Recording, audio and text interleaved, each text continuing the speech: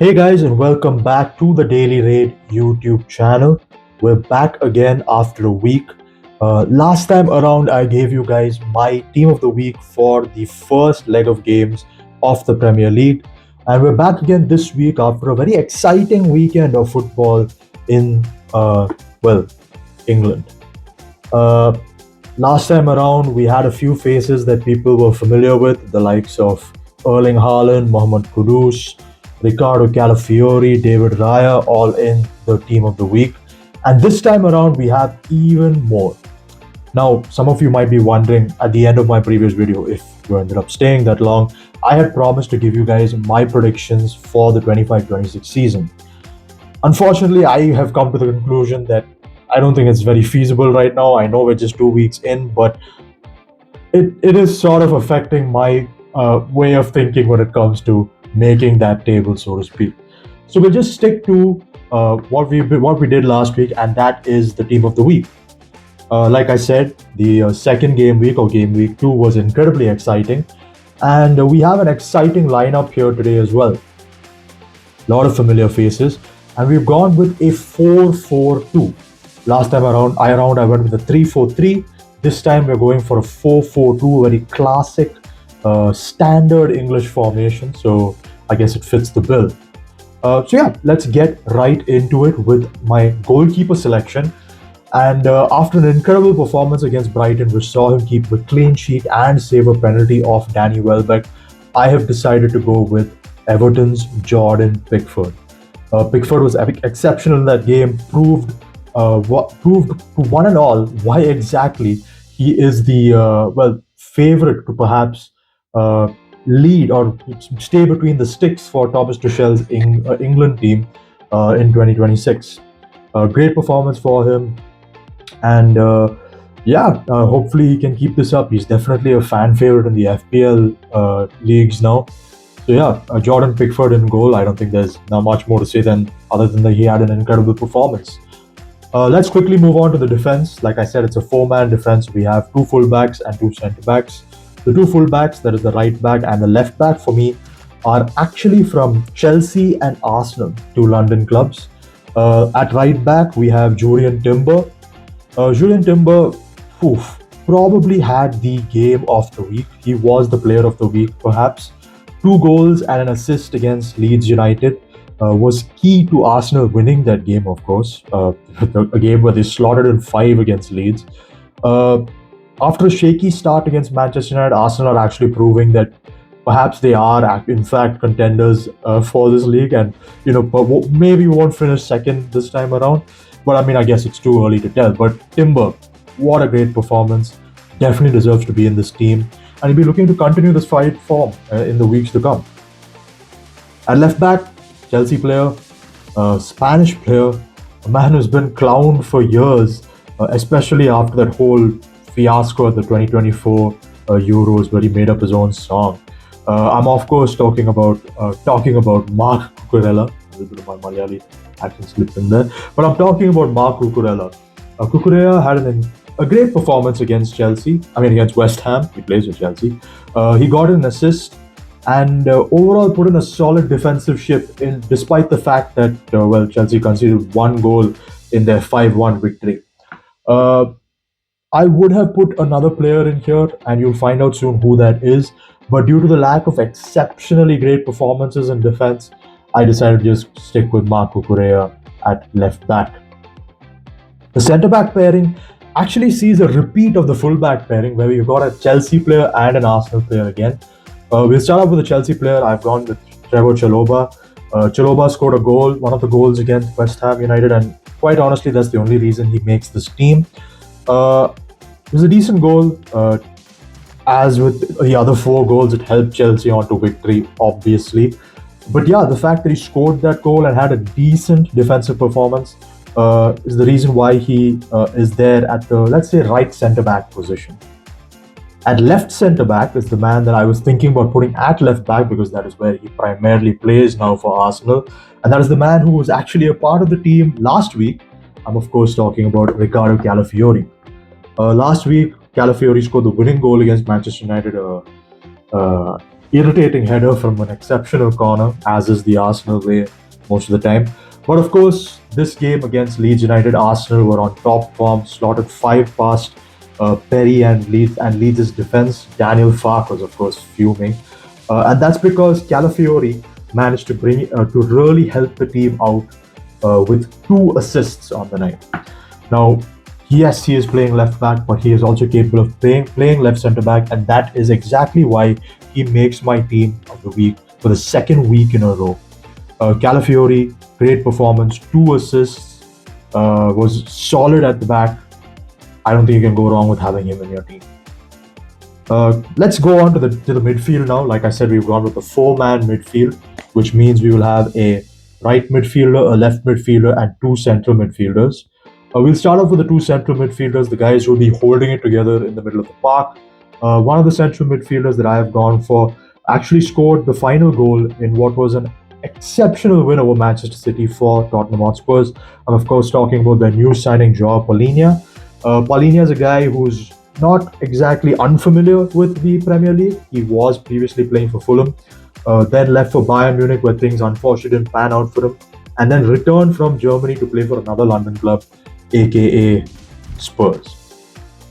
He put in a solid shift in the middle of the park and, of course, scored a fabulous individual goal in order to secure victory for Spurs on the night against Man City, a team that many have lifting the trophy at the end of it all.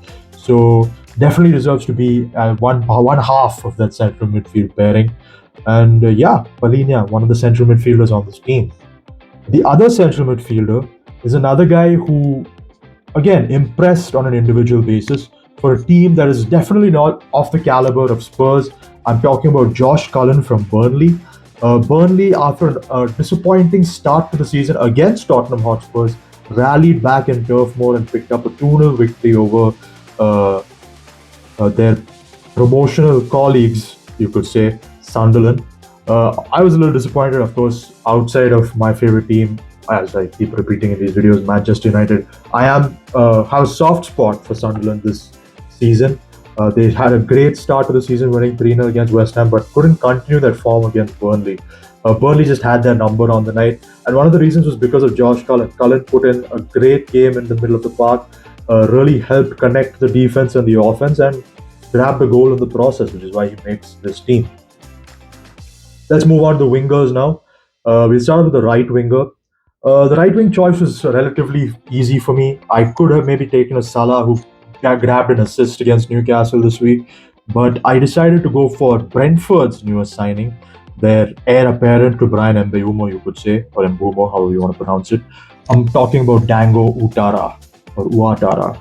Uh, Highly rated prospect out of Bournemouth. I was a little shocked when he left Bournemouth for Brentford, but to an extent it makes sense considering he would be challenging or competing with the likes of Antoine Semenyo and Justin Clivert for a position there.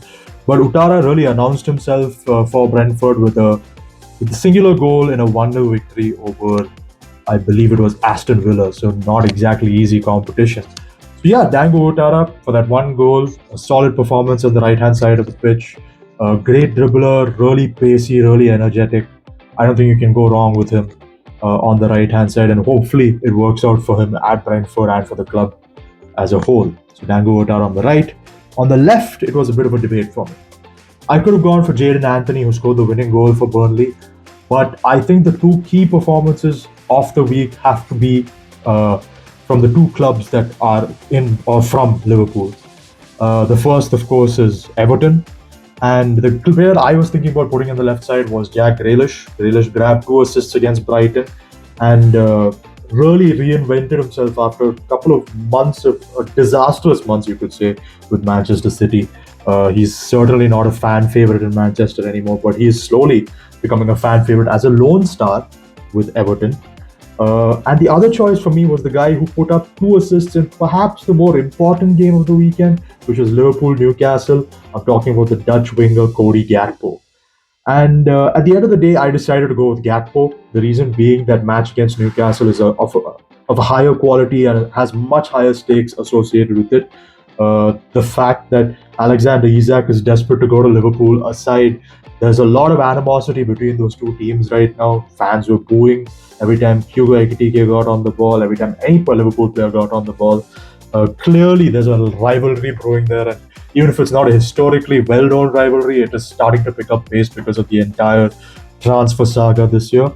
And he showed up and he showed out. He got two assists, two crucial assists. Yeah, I believe he assisted both um, Hugo Ekitike and Ryan Gravenberch. He's proving to be a good replacement for Luis Diaz, and hopefully he can continue that form going forward. I don't think, I mean, Grealish, great for him, two assists, but I think the two assists that Gakpo got against Newcastle are more important, so that's why he's on the left hand side of my team. We'll finish things off with the strikers, two exceptional performances over the weekend. We've got one Chelsea striker in there right now and another Arsenal striker. Just off that statement, I guess you football fans can understand or guess who I've got in those two positions. We'll start off with the Chelsea player. I'm of course talking about Joao Pedro, the Brazilian new signing for Chelsea, £70 million or in and around that area. And he had a great game. He got a goal and an assist for that Chelsea team in a 5-1 victory. Really proving why showcasing why he is the starter in this Chelsea team, despite the fact that they have so many other talents that could play in that position, like a Liam Delap or a Nicholas Jackson. Great player. I think he's going to prove to be an exceptional signing by Todd Bowley and the Chelsea board. And certainly deserves to be on this team with the performance he put in over the weekend. And finally, the other striker is the guy that I really actually wanted to see at United. And then after seeing him perform against United, I was like, okay, thank God. But then after seeing him perform against Leeds United, I was like, oh, damn. I'm of course talking about Victor Gyokeres. Gyokeres really proved the haters wrong this weekend against Leeds. He bagged 2 goals. Of course, one was a penalty. But you can't deny how brilliant he is with the exceptional way he cut through that Leeds defense from the left-hand side to score a fantastic goal. A great celebration, of course. He had the whole Bane mask celebration going on. I'm sorry, that would have been pretty loud. But the funny part was he then stared down the camera and, adjusted his hair. I don't know if adjust is the word. It's been so long since I've had any hair. But anyway, he fixed his hair. Pretty much just trolling the fans back who gave him shit for fixing his hair like 20 times during the United game. But yeah, good performance for him. And he rounds up the squad. Yeah, guys, that is my team. I've got Jordan Pickford in goal for a good penalty save and keeping a clean sheet against Brighton. The defense sees a slew of Chelsea and Arsenal players with Jurrien Timber, Trevoh Chalobah, Ricardo Calafiori, and Marco Correa. Timber, of course, for me was the player of the week. The midfield, like I said, we've gone for a 4-4-2. We've got Dango Ouattara on the right. We've got Cody Gakpo on the left. And the two central midfielders are Joao Palhinha and Josh Cullen. And the two-man strike up ahead of them is another Chelsea-Arsenal pairing with Joao Pedro and Victor Gyokeres. So yeah, guys, as I said earlier, that is my team. Do let me know if you agree with my selections or if you would have anybody else on the team in the comment section down below. I don't know how many of you guys have stayed till the end, but really, guys, do get involved. Leave a comment down there. I want to grow this community. And yeah, I'll finish it off by saying don't forget to like and subscribe. I know that in the last video I gave the false promise of a prediction. I'm going to give you another promise that at least this time I hope I can keep. The transfer window is almost over. I'll try and do a recap of the Premier League teams that I think did well and those that did poorly, or winners and losers, if you will. But yeah, stay tuned for that. And once again, don't forget to like and subscribe. And I will catch you guys in the next one.